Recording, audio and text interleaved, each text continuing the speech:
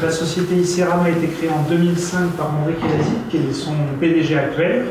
André a 30 ans d'expérience dans l'orthopédie, il a toujours été commercial de produits orthopédiques pour des acteurs français ou à son propre compte depuis 1999.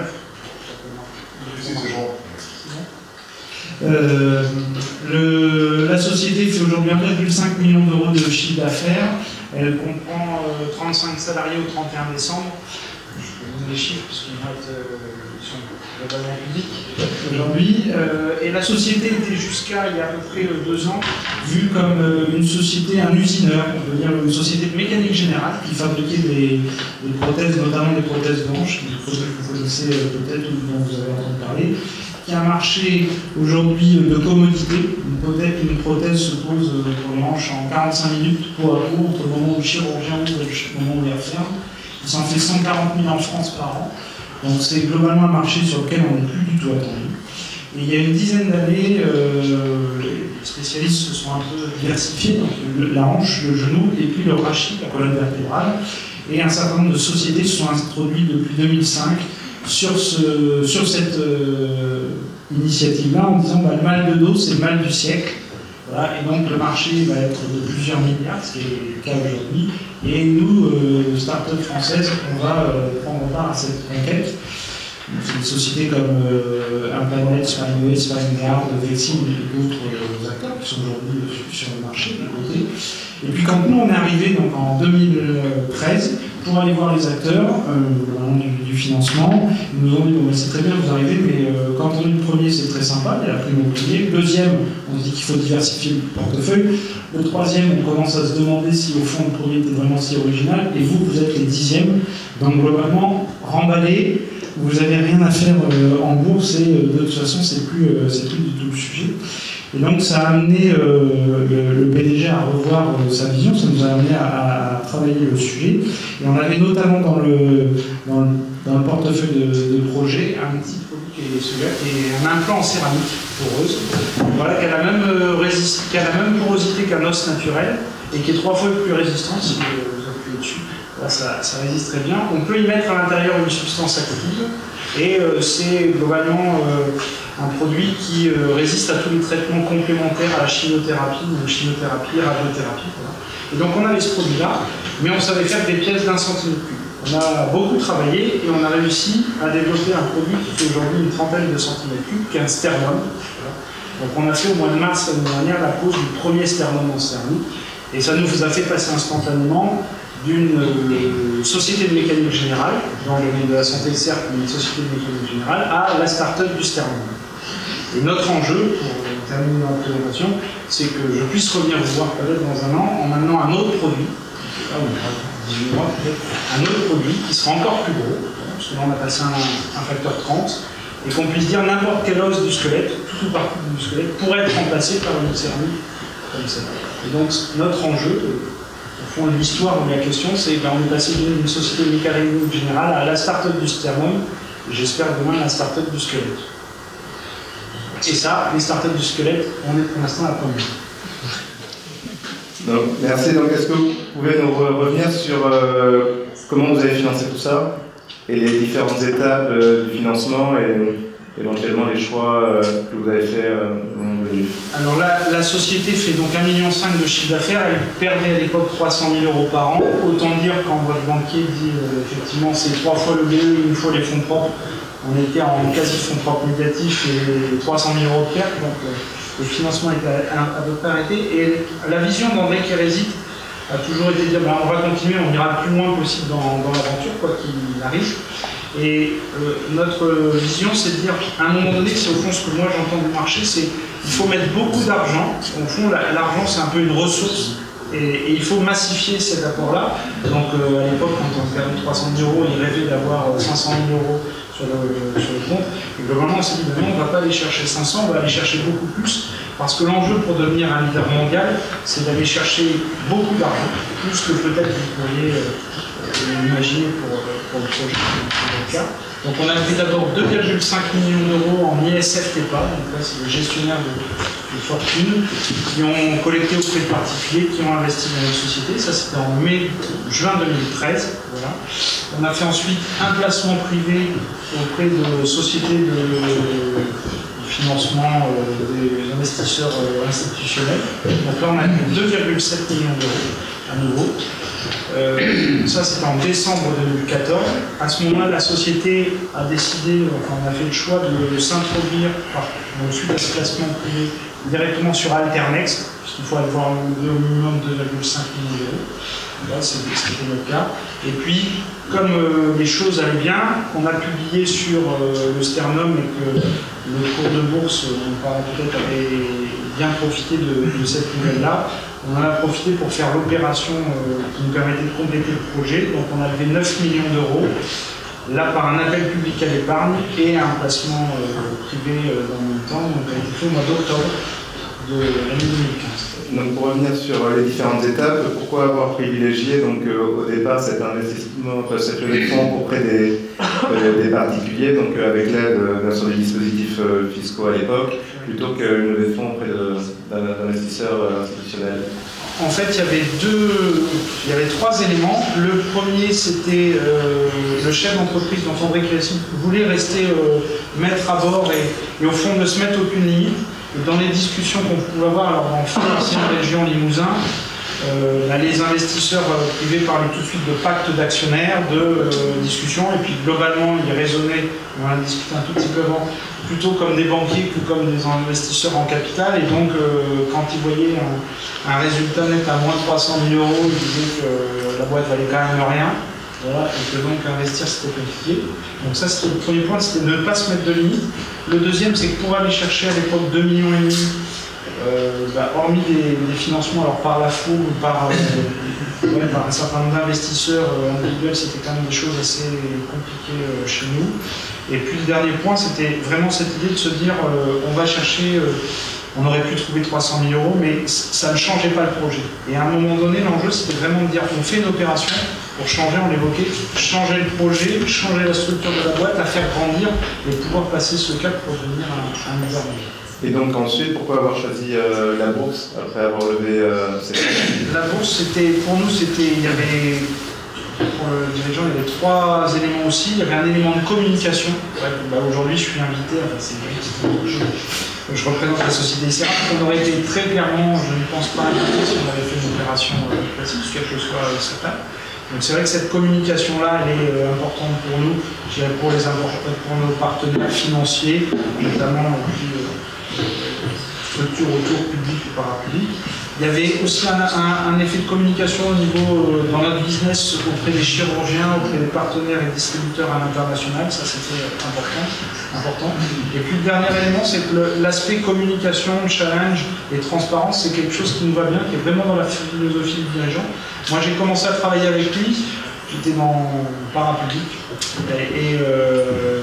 et je voyais un certain nombre de chefs d'entreprise, et c'est le premier qui a dit voilà, je te donne tous les points, toutes les questions tu peux les poser, et je répondrai à tout, j'ai rien à cacher. Voilà. Et donc c'est vraiment dans cette logique-là qu'on est allé en disant au fond on n'a rien à cacher. Après, on a un devoir de donner l'information à tout le monde en même temps, on n'a rien à cacher à personne. Et ça va bien avec notre secteur qui est dans la santé, où globalement on a envie plutôt de se faire poser des beaux produits qui sont fabriqués dans des entreprises transparentes plutôt qu'un produit dont on ne sait pas trop. Donc au départ, vous êtes coté par un placement privé, donc vous aviez levé auprès de combien d'investisseurs? On avait à l'époque, je crois, 7 investisseurs de mémoire. Les deux fonds les plus importants avaient mis chacun 700 000 €, et le plus petit investisseur dû mettre 10 000 €.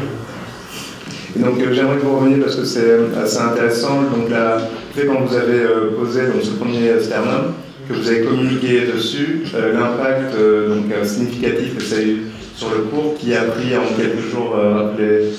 Il est passé de 5 € à 11,99 €. Donc il valorisait la société à un peu plus de 50 millions d'euros, je crois qu'on était proche de 60 millions d'euros.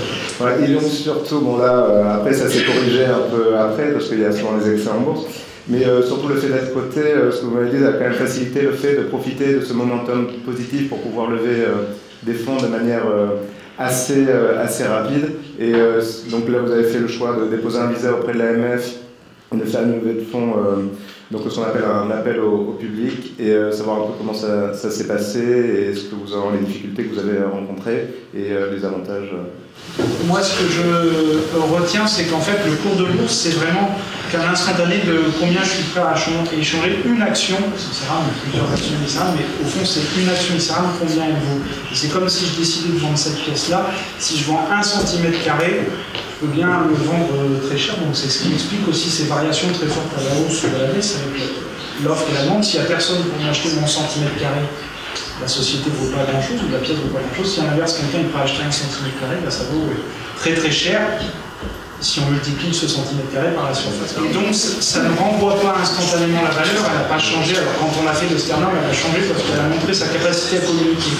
Jusqu'à l'époque, on a fait le journal de TF1, et instantanément, vous voyez que TF1, c'est quand même encore une très belle machine publicitaire. On avait des SMS de partout en France, de plein de gens qui nous félicitaient, et donc c'est ça qui a fait connaître la société. Donc ce qu'on a prouvé avec ce Sternum, c'est la capacité de l'entreprise à faire ce qu'elle avait dit, et ensuite à être capable de communiquer. Ça, c'est vraiment des notions qui sont importantes.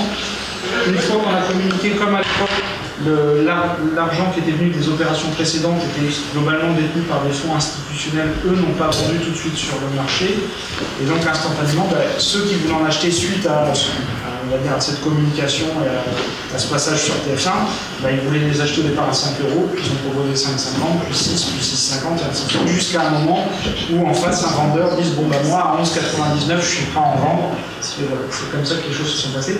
Et le cours s'est maintenu plutôt bien pendant à peu près 2 mois, donc on va dire entre 11 et 10 €, entre 12 et 10 €. Et donc c'était un moment qui était intéressant pour nous parce qu'on savait que la cotation était plutôt bonne, voilà, et ça allait nous permettre, si on faisait une opération, de faire une décote. Quand vous faites une opération, de proposer une décote souvent aux investisseurs, et de leur faire une décote sur le dernier cours, et nous d'avoir une valorisation qui permettrait, entre guillemets, de ne pas laisser trop de capital, en tout cas d'émettre moins d'actions pour le même montant de vie. Donc c'est ça qui a fait. L'opération s'est faite à 6,80 €,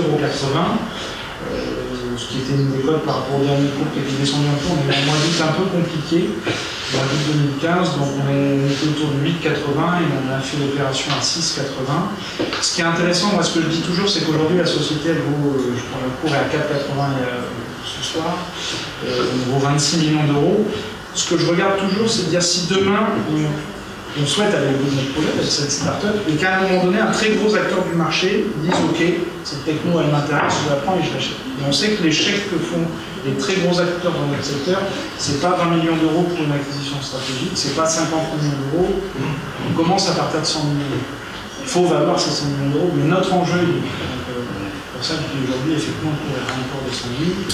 Je fais confiance parce qu'on a des choses à faire, on a vraiment des choses à mettre sur le marché, et notre enjeu c'est vraiment de développer pour que demain, un très gros acteur du marché puisse venir et fasse, je crois qu'on appelle une OPA, une offre publique d'achat, et puisse dire voilà, j'achète ISRAM et j'espère à bien plus que 4,80 €. D'accord. Et donc juste pour revenir sur les mécanismes de l'offre publique et comment ça s'est passé avec l'AMF et revenir un peu sur les levées de fonds. Moi, ce que j'en ai compris, les 2 opérations, la première, placement privé, en fait, vous ne dites rien à personne, vous faites le tour des fonds, des investisseurs, et puis dès lors que vous avez 2,5 millions d'euros minimum entre 3 mains, donc il faut 3 investisseurs différents qui ont 2,5, vous pouvez vous déclarer auprès de Ronex et donc demander à être introduit directement. Ça, c'était la première étape qu'on a fait en décembre. Et ensuite, en octobre, et bien là, c'est à l'inverse une opération qui est publique. Donc vous dites, ben voilà, je veux lever, dans notre cas on avait dit 8 ou 9 millions d'euros, 9 millions d'euros, vous préparez une documentation à l'AMF, cette documentation, une fois qu'elle est visée par l'AMF, vous la rendez publique, et vous avez ensuite 3 semaines, c'est la fenêtre, pour lever l'argent. Si vous avez trouvé au moins 75% de la somme l'opération est un succès et vous êtes rentré définitivement dans la cour des grands. Voilà. Si vous faites moins de 75%, eh bien vous expliquerez que les conditions de marché ne sont pas réunies et que vous allez devoir repousser votre opération. Voilà, donc c'est ça l'enjeu. Donc la deuxième fois, c'est un peu plus costaud parce que vous êtes découvert et vous dites voilà, je veux lever 9 millions. Si j'en ai 74%, l'opération est annulée. Si j'en ai plus, elle est réussie. Et donc la part des particuliers dans cette offre publique? Nous, ce qu'on a obtenu, c'est à peu près 3 millions d'euros de la part des particuliers, donc un tiers de l'opération, et c'est globalement ce qu'on a vu dans notre secteur, sur nos activités, les montants, c'est entre 2 et on va dire 4 millions d'euros, ce qui est levé. Je sais que FIJAC Aéro a fait une grosse opération là, en ce début d'année, ils ont levé 100 millions, et ils ont obtenu 6 millions de la part des particuliers. Je dirais qu'aujourd'hui, les particuliers, c'est entre 2 et 6 sur des opérations, sur des PME. Donc sur le FIJAC, c'est une grosse. Vous avez promis de vous libérer à moins de 4. Et peut-être juste un mot d'expérience en retour à dire, donc éventuellement le chef d'entreprise qui serait intéressé par la bourse, un conseil ou un retour d'expérience ou par un mot de conclusion, même si l'aventure ne fait que démarrer. Ouais, on est vraiment au début de l'aventure. Ce que je peux dire, c'est vraiment il faut y aller. Vous avez ici des conseils des personnes expérimentées. Ça vaut vraiment le coup parce que je vois le regard des gens quand je dis que je suis directeur financier d'une société cotée en bourse. On est un peu un extraterrestre et c'est assez, voilà, c'est vraiment se confronter dans la finance à ce qu'il y a de meilleur, à ce qu'il y a de plus challengeant. Et c'est vrai que par rapport aux banquiers, on sent le mal sur eux, c'est pas le sujet, mais on sent qu'on n'est pas tout à fait dans la même catégorie, dans les mêmes discussions, et ça c'est vraiment intéressant de se challenger, de dire bon ok, je vais aller voir ce que font les meilleurs dans mon secteur d'activité. Voilà. Et puis après c'est des capacités à lever vraiment beaucoup d'argent. Nous on est vraiment qu'au début de l'aventure. Voilà, écoutez, merci, puisque je sais que